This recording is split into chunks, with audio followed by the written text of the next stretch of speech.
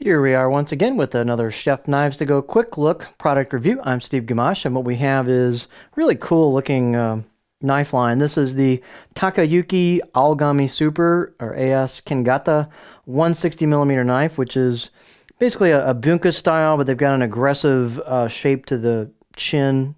Shouldn't say chin, the choil, the back of the blade, kind of mimics the front, so it's a really cool aesthetic.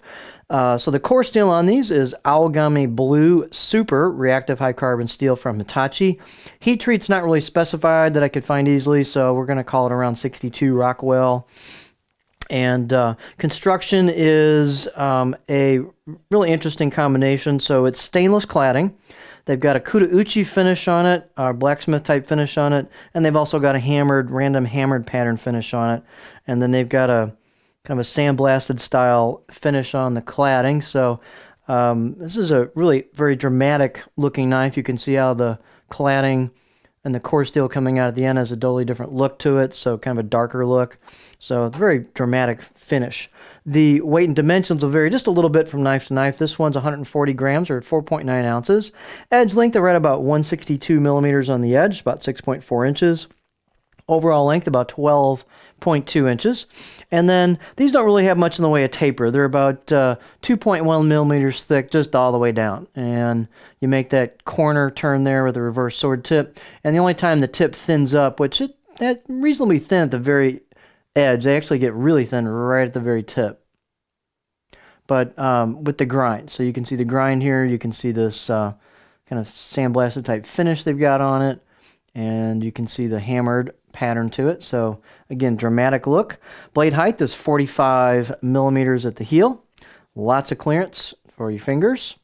The handles are very cool on these. They're different. They've got maple, they're octagonal. They've got maple and rosewood for the ferrule, which is unusual, but it's really a cool look.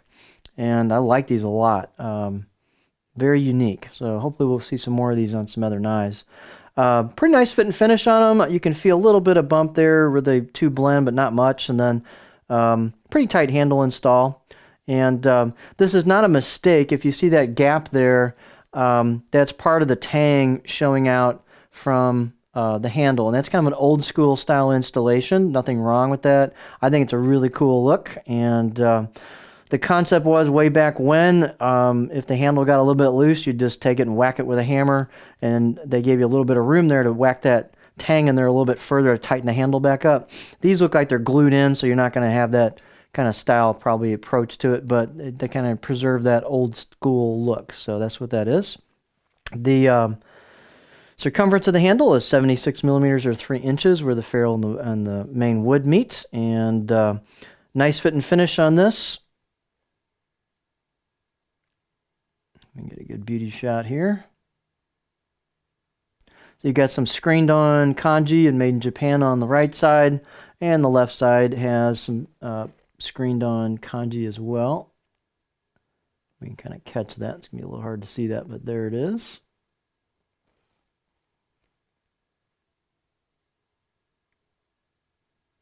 And you can see the edge bevel. They've actually surprisingly generous with the angles on these. These bevels are pretty wide on the edge, so they are not bashful about their angle on these edge bevels. So pretty cool. That's pretty impressive.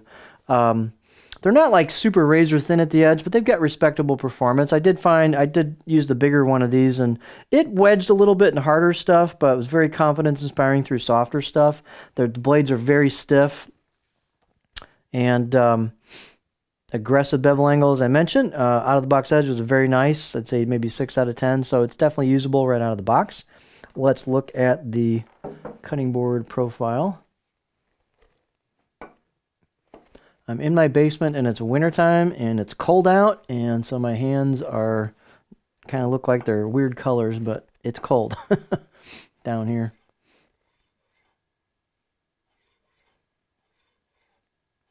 So the pretty curvy profile. They've got enough belly towards the tip that I can get pretty darn high on this, but definitely not, a chopper. So this has a lot of belly to it.